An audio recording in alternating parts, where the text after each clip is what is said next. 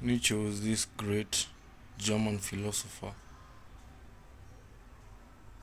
where his philosophy was mostly embodied with, or rather depicted, the message of will to power, that we human beings, our existence is normally predicated to chasing the power. It may literally means to the sense of getting the power by literal sense, that you really want, that you predicate that everything that you're doing is encoded to gaining manipulation, or rather gaining control, so that you can subjugate things to go according to your way.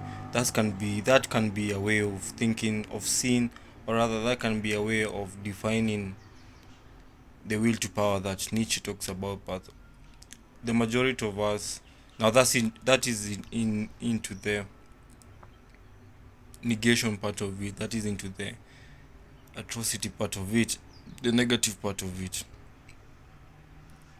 that comes with all its malevolence and adversities. But that is not actually what Nietzsche was emphasizing. He was actually emphasizing to the will to power, to what we want to have, some sort of our existence should be axiomatically exhibiting in the universe that we are creating. What do I mean by that? If I deconstruct what I've just actually said, it's actually meaning that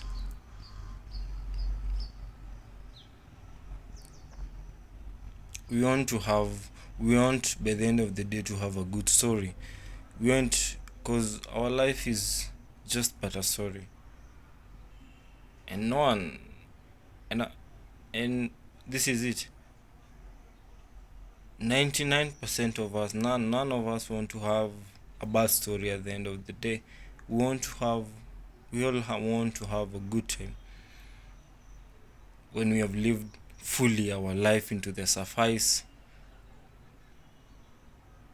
We shall smile as we transfers into the deathbed, because we lived fully, we lived enough, and we are contented. That is actually what every person will want into their lives to be. No one will want, then actually, the bigger percentage of us, none of us will want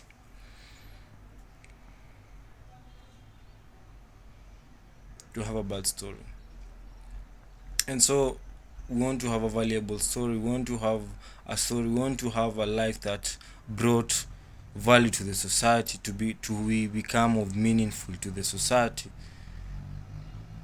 Our sentimental being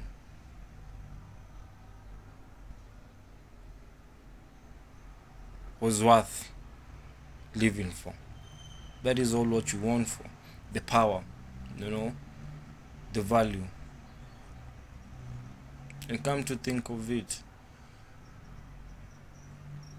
in some sort, we are all narcissistic in a way. I mean, there's a good side of being narcissist, because actually the word narcissist is not just some mental shenanigan disorder that keep deteriorating and bring a lot of adversities into your life. Yes, there's one point of interpretation of that, but narcissistic is that it has been derived from a Greek word meaning narcissiscus. Narcissiscus was a guy who actually really loved himself.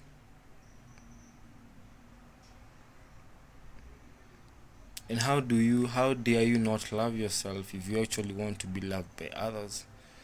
You see, confidence starts by appreciating all your insecurities or your inadequacies. You'll never be perfect. You'll never succumb to any form of perfection as much as that you're aiming at it. despite all that, you have to love yourself first, regardless of the situation that you have been natured and nurtured with. You start from there, and by that, and this is what and then this is what I tell people: you're a being by itself. For Christ's sake, you're a creature. You do create the existence that you're living in. You have created literally everything, but until you wake up is when you actually sin. Until you start, this book. I've just finishing reading a very voluminous philosophical book by Nietzsche. This guy was a great philosopher. This book has really drained me. Took me almost a decade to try to understand these guys. But one thing with Nietzsche, and this thing, he was actually emphasizing on the power to have the power to have the ability to forget. And we may think forgetting can be a sort of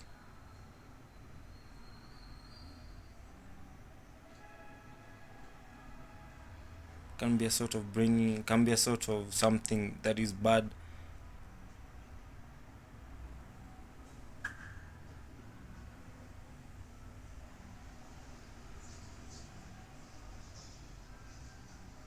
We may think that a person who forgets a lot, that's a devalue personality in his existence. We may all think that. But actually having the power to forget, you're powerful. Why?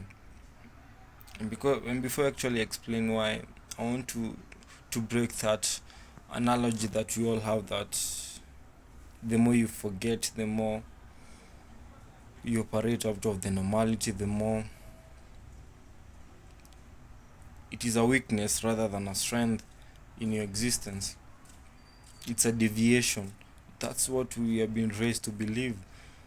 But this guy, he's a Russian. The guy has a photographic memory, has a remarkable photographic memory. Now, he was being interviewed how he actually feels, the fact that he can literally remember what he met with a friend 10 years ago at a certain park, the exact time, the exact conversation they had, the exact clothes this guy was wearing, the exact shoes, and how exactly this guy was talking, to the minute, trivial detail of how actually the environment was smelling, and even how actually this guy was smelling. Like when he was explaining, it was explaining more so like it was more of a burden, more of a curse, more of a omen than a blessing. Now, at some point, Nietzsche was trying to depict that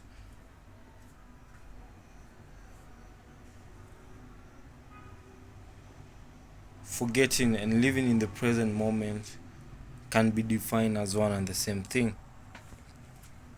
And that's why you have to teach yourself how to exist and to operate into the present, to the now. Because the Socrates,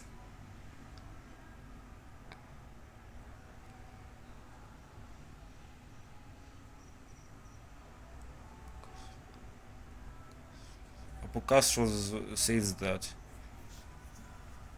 you can only achieve happiness if you live in the present moment.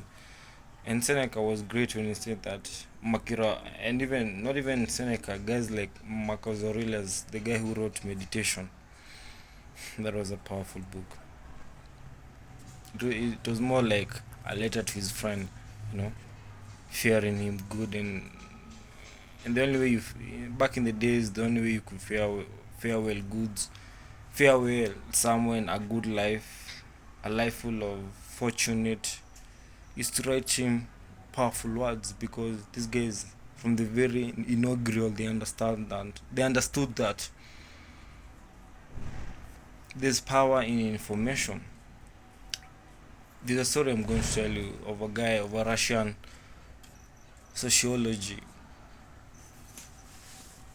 guy. This guy was trying to understand, this guy was trying to prove a point why an informed minority has a greater advantage and will always win over an uninformed minority. And with this, he came up with a game. Now, the game was actually made up of two cards and maybe a substantial number of people and one person who will stand over to watch over as people are playing the game, so that you won't cheat the game, and you know why this guy will have to be present. Now let's say the game will be played with a sum of 20 to 15 people, right? Now the cards, we have two cards. No, let me put the cards. We have two different types of cards, but the cards, rather, let me put this. If we have 20 cards, it's only two cards. I'm trying to make you to understand how the cards they are created. Now we have two types. There are only two different types of cards. Yeah, let me. That's even more better. Different types of cards, but there are only two different types of card. One card is the werewolf cards, and the second one is the villager cards. Now the work of the werewolf has every card has an instruction. If you get the werewolf card, the instruction says that you have to kill the villagers. Your work is to kill the villagers. Now the villager card instruction is to kill the werewolf. Now they're distributed among the people who are playing, but funny enough, they're just two werewolf cards and the rest are just village cards. That's what I wanted to make you understand what I mean by that. Now tonight, you're told to close your eyes. The guy who I told you about is the guy who's watching over the people so that you don't end up cheating the game. Now when you're closing the eyes, the villager asks, "Who are we going to kill today?" They submit someone. They tell the werewolf, "These are the people you're going to kill," and they kill. The next night, the same thing. Funny enough, the werewolves always end up killing all the villagers because they have the secret information. Now, after now, how the game is played, they pretend is at night. They all close their eyes. And then the leader is asked. One of the villagers is asked, "Who are we going to kill today?" Now, for them, they don't know who the werewolves are, so their work is to submit someone they're going to kill.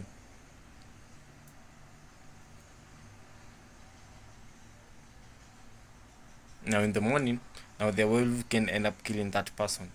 In the morning, they wake up. When they open their eyes, they start debating who's the werewolf. So that's typically how the game is played. So when they're trying to understand who is the werewolf is so that they can kill him, and they doesn't know because the werewolf, they are the one who knows, who are the only knows who knows they are them themselves are the werewolf. Yeah, it's quite a intricate game.